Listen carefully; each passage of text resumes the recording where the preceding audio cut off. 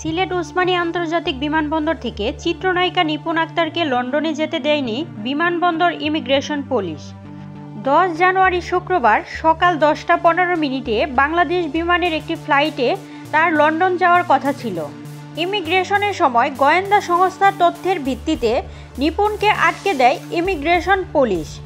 লন্ডনে যেতে না পেরে তিনি সিলেট থেকে ঢাকায় চলে যান।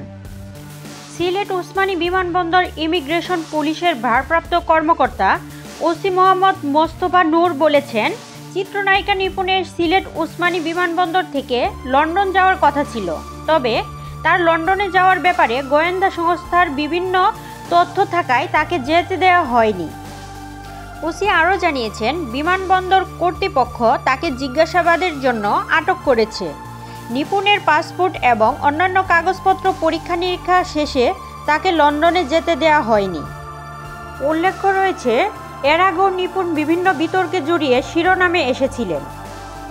এই ঘটনাটির পরিপ্রেক্ষিতে তার পেশাগত ভবিষ্যৎ নিয়ে আলোচনা শুরু হয়েছে। প্রিয় দর্শক, এতক্ষণ সাথে থাকার জন্য ধন্যবাদ। এরকম আরও নিত্য নতুন সংবাদ পেতে আমাদের ওয়াইটিভি নিউজ চ্যানেলটি সাবস্ক্রাইব করুন এবং আপনাদের ভালো লাগলে লাইক, কমেন্ট, শেয়ার করে পাশেই থাকুন।